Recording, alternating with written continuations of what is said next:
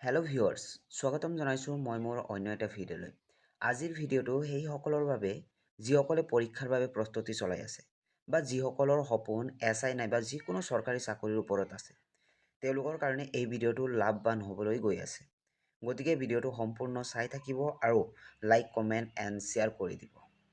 আজিৰ এই ভিডিঅ'টো বিভিন্ন টপিকত হ'বলৈ গৈ আছে, যেনে ভাৰতৰ বিষয়ে হওক, অসমৰ বিষয়ে, তাৰপিছত পৃথিৱীৰ বিষয়ে, ভাৰতৰ কিছু প্ৰশ্ন, তাৰপিছত ৰাষ্ট্ৰীয় উদ্যানসমূহ, অসমৰ কিছু প্ৰশ্ন, অসমৰ ইতিহাস, উচ্চতম, বৃহত্তম, ক্ষুদ্ৰতম প্ৰশ্নসমূহ, সানমিহলি প্ৰশ্ন, খেল জগত, ৰিজনিং আছে, তাৰপিছত পুৰণি প্ৰশ্ন কাকত।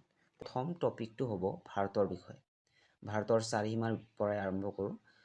ভাৰতৰ চাৰিসীমা বুলি ক'লে পূবে ম্যানমাৰ আৰু বাংলাদেশ, পশ্চিমে পাকিস্তান আৰু আৰৱ সাগৰ আছে, উত্তৰে চীন, তিব্বত, নেপাল, ভূটান আৰু হিমালয় পৰ্বত। তাৰপিছত দক্ষিণে আছে শ্ৰীলংকা আৰু ভাৰত মহাসাগৰ। ভাৰতৰ ৰাজধানী বুলি ক'লে নতুন দিল্লী, আমি সকলোৱে জানো। ৰাজ্যৰ সংখ্যা 28খন। তাৰপিছত কেন্দ্ৰীয় শাসিত অঞ্চল হৈছে 8খন। সমগ্ৰ ভাৰততে প্ৰায় 1700তকৈ অধিক বিভিন্ন ভাষা আছে। ইয়াৰে 22টা ভাষা ভাৰতীয় সংবিধানৰ দ্বাৰা স্বীকৃত।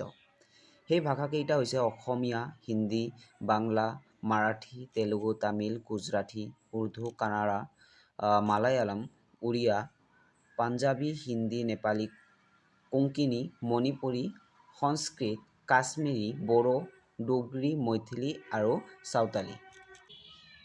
ভাৰতৰ প্ৰধান নদ নদী বুলি ক'লে সিন্ধু, গংগা, ব্ৰহ্মপুত্ৰ, গোদাৱৰী, কাবেৰী, নৰ্মদা, যমুনা, শতদ্ৰু, গোমতী, কোচি, লুনি, বিপাশা, ইৰাৱতী, মহানদী, কৃষ্ণা, তাপ্তি, কোচি, সোণ, দামোদৰ, চম্বল, সৰস্বতী আদি।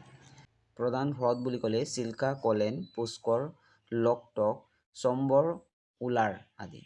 প্ৰধান পাহাৰ পৰ্বত বুলি ক'লে হিমালয়, পাটকাই, বিন্দা, সাতপুৰা, আৰাৱলী, পূৰ্বঘাট, কাৰদামম, পশেনাথ, মহাদেৱ, পশ্চিমঘাট, কাৰাম, নীলগিৰি আদি। ভাৰতৰ অভয়াৰণ্য আৰু ৰাষ্ট্ৰীয় উদ্যান বুলি ক'লে এইকেইখন স্ক্ৰীণত দিয়া আছে, আপোনালোকে চাই ল'ব। ইমানো ইম্পৰ্টেণ্ট নহয় যদিও কাজিৰঙা ৰাষ্ট্ৰীয় উদ্যান নাইবা মানাস ৰাষ্ট্ৰীয় উদ্যানৰ বিষয়ে জনাটো অত্যন্ত প্ৰয়োজন আছে। আৰু ভাৰতীয় সংবিধান, ইয়াৰ পৰাও বহুকেইটা প্ৰশ্ন আহে যে ভাৰতৰ প্ৰথম সংবিধানখন চূড়ান্ত ৰূপ দিয়া হয় 1949 চনৰ 26 নৱেম্বৰ তাৰিখে আৰু 1950 চনৰ 26 জানুৱাৰীৰ পৰা ই কাৰ্যকৰী হয়। ভাৰতৰ সংবিধানখন পৃথিৱীৰ ভিতৰতে এক বৃহৎ সংবিধান। বৰ্তমান ইয়াত মুঠ 395টা অনুবদ্ধ, 12টা অনুসূচী আৰু 22টা অধ্যায় আছে। তাৰপিছত ৰাষ্ট্ৰীয় পতাকা, ইয়াৰ পৰা প্ৰশ্ন দেখা পোৱা যায় পৰীক্ষাত। ভাৰতীয় ৰাষ্ট্ৰীয় পতাকাখন সমান্তৰালভাৱে থকা তিনিটা ৰঙেৰে গঠিত, এইবিলাক আমি সকলোৱে জানো।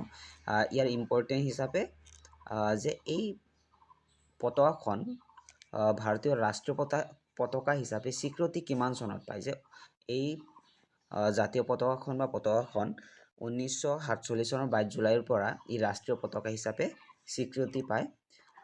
এইখিনি ইম্পৰ্টেণ্ট আছে। তাৰপিছত ৰাষ্ট্ৰীয় প্ৰতীক হিচাপে আমি জানো যে হাৰনাথৰ অশোক স্তম্ভৰ ওপৰত থকা প্ৰতীকটোৰ ভাৰতৰ ৰাষ্ট্ৰীয় প্ৰতীকৰ মৰ্যাদা দিয়া হৈছে।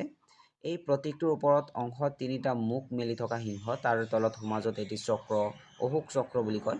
চক্ৰটোৰ সোঁফালে এটা ষাঁড় গৰু আৰু বাওঁফালে এটা ঘোঁৰা আছে। একেবাৰে তলত মুণ্ডক উপনিষদৰ পৰা সত্যমেৱ জয়তে নামৰ বাক্যশাৰী দেৱনাগৰী লিপিত লিখা আছে। 1950 চনৰ 26 জানুৱাৰীৰ দিনা ভাৰতৰ ৰাষ্ট্ৰীয় প্ৰতীকটো গ্ৰহণ কৰা হয়। যদি প্ৰশ্ন আহে যে ভাৰতৰ ৰাষ্ট্ৰীয় প্ৰতীক যি অশোক স্তম্ভ কিমান চনত গ্ৰহণ কৰা হয়, 1950 চনৰ 26 জানুৱাৰীত। তাৰপিছত ৰাষ্ট্ৰীয় সংগীত জনগণ আমি জানো কোনে ৰচনা কৰিছিল বুলি আহিব পাৰে। কবিগুৰু ৰবীন্দ্ৰনাথ ঠাকুৰে জনগণ মন অধি গীতটি ভাৰতৰ ৰাষ্ট্ৰীয় সংগীত হিচাপে মৰ্যাদা দিয়া হৈছে। মূল গীতটিৰ 5টা স্তৱক আছে, তাৰ ভিতৰত প্ৰথম স্তৱকটি 1950 চনৰ 24 জানুৱাৰীৰ পৰা ৰাষ্ট্ৰীয় সংগীত হিচাপে স্বীকৃতি দিয়া হৈছে। তাৰপিছত ভাৰতৰ ৰাজ্য আৰু ৰাজধানীসমূহ, এইবিলাক চাই ল'ব আপোনালোকে।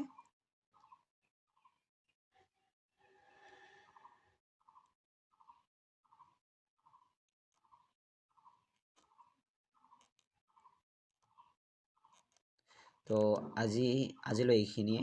তাৰ নেক্সট টপিকত আমি অসমৰ বিষয়ে ডিছকাছ কৰিম। ধন্যবাদ।